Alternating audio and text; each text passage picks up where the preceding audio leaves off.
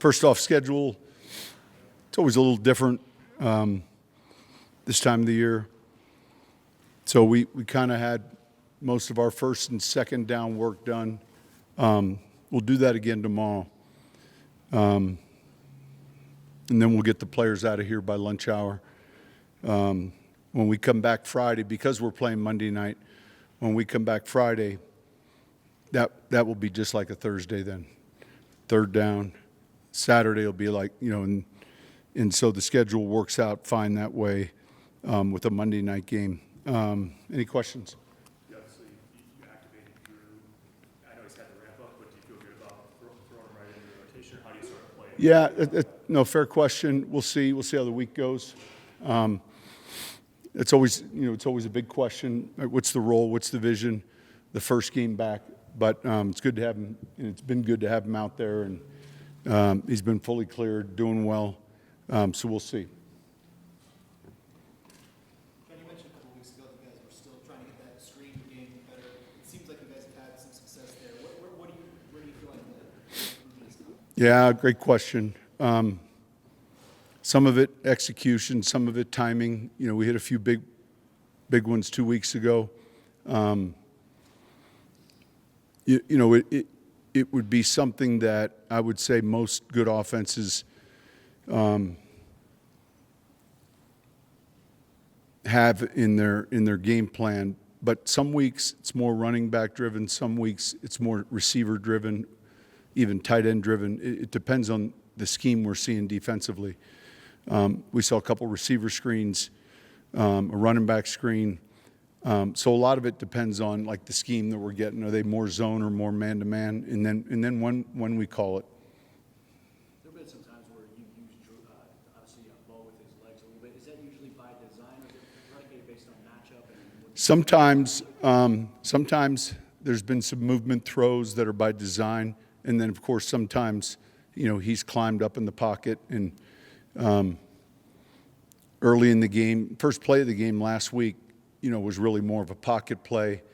Then he flushed and found a target. So it would vary, but there are some design movement throws too. With facing Myles Garrett, is it similar to facing Max Crosby? Yeah, I mean they're different type players. They're both elite at their position. They're both, Pro Bowl, all pro type talented players that can take over a game. We've got a ton of respect for those guys, and it forces you to, to have a really good plan for them, and that requires a little bit more work, a little bit more calories during the evening meetings, but it's necessary. Sean, what have been some of the keys this 5-game stretch of Nick's hooking up with Courtland Sutton? I mean, Sutton has like 470 yards receiving last year. Teams kind of maybe know it's coming, but they're still finding out. Yeah. Look, there's probably a lot to that. It would be hard for me to say one specific thing. Tonight when we game plan third down, certainly Courtland's part of that game plan. And then the matchups, where the corners are at. Is he drawn star coverage on third down, those type of things. But there are a handful of times in this offense in, New Orleans, for instance, where the touches maybe didn't come. It's not like they weren't scripted. It just sometimes it can fall that way. So we clearly view him as one of our top skill guys that has reliable, strong hands in traffic, and then it's moving them around and trying to find the right matchups. We've asked you about Marvin's role in particular, but I think it would have been easy for him to be frustrated maybe that he wasn't playing more early in the season last year. How have you seen him sort of take the opportunity? Yeah, look, I think as a coach, I'm mad at myself that we didn't begin looking at this earlier, but he does such a good job running. When you watch him returning punts, that vision can carry over to certain runs in your offense and then certain things in the passing game. That 3rd down and 8 where he kind of leaked out of the backfield, They dropped the coverage. It was hard for them to kind of find, it's hard to figure out which direction he's going. It's allowed us to kind of expand some packages with him. Do you think it's hard for defenses to label him? Well, I think the challenge sometimes we have to know what do we expect to get when we put him in there. It's not him being in there. Who's he in there with? If he's in there with 3 other receivers and a tight end, you might say it's 0-1. There's no running backs in there. If he's in there with a fullback, and so we do give a lot of thought to what we think we'll get defensively based on the other people that are in there with him. Sean, you seem to have an appreciation last year with Jerry Judy. Yeah. And he's been on quite a roll lately with he and Jameis Winston have got a good connection. I think 19 catches in 3 weeks. What do you see in his game as you? Yeah, look, he's explosive. He separates, and and I know Jameis. I've coached both of them, so Jameis's personality is infectious, and he'll tell somebody, "Hey, go get open. I'm going to find you," and so that's what a receiver wants, and so those guys have had I would say a good connection, and you see it just in the limited games that Jameis has played. But yeah, from a talent standpoint, man, he's got great hips, great transition, and he's got real good football IQ. Sean, when you're coming down the season stretch and you are in the mix, how do you keep, especially a young team, from getting out in front of itself a little bit? I think it's weekly. I think part of that is the team itself. We didn't feel like we played necessarily our best first half last week, and yet we came back and so you really segment the season. It's the next game, the significance of the next game. It's the message I think that takes place throughout the week. The ongoing message, and I think that I think they're smart enough to understand the margin for error in our league, period. All these guys are, they're professionals. So, and then it's really focusing in on us and what we're doing and how we're practicing and getting ready for the next game.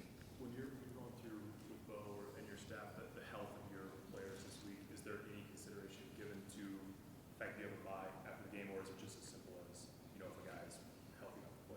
Yeah, it's always, and it always will be, if the player is healthy enough to play, then he'll play, and if the player is not, then he won't. When a bye takes place or any of that would never factor in. How is Riley Moss doing, and what are your plans? No injury information today. Appreciate the question. Sean, just going back to Jameis Winston, what was it like coaching him? I enjoyed it. We started off the season, the year he was our starter. I don't know what the record was. He got hurt. We were playing Tampa Bay towards ACL. I think he might have been 5-2. And he's big. He's tremendous in the locker room. I would say, I said it already. He's got this infectious personality, a smile on his face every day he's at work. You hear him before you see him, that type of guy. And then, our jobs then, when Drew went down initially, Teddy was in for a stretch, 5 weeks. And then, we adjust some. And then with Jameis the same way. And I really enjoyed coaching him and having a chance to work with him. He's the ultimate pro. And he's got natural leadership abilities, and you feel that with him. You got to remember now, there were years where he was in Tampa playing against us, and so I hated him, because it was one of the opposing team's quarterbacks. But we always had some good battles, and then when he came to our program, man, he was a sponge as a backup. And then, again, he tore his ACL, I think, week 6, week 7. And he was having a really good season. So it will be good to shake his hand and see him after the game. Coach, because you've gone up against them and then you've also had him on your team, do you feel like you have a better understanding of how to game plan against him? Is he totally different now? Well, you're still game planning around the offense. Look, he's got tremendous arm strength. He can get the ball down the field. He can get rid of it, and he can still slide up in the pocket and run. And so, but you're defending the system and the offense and what we're currently seeing. And then we look at the body of work. But I don't know that there's anything I'm sharing with the defense that's significant. You kind of see it on tape.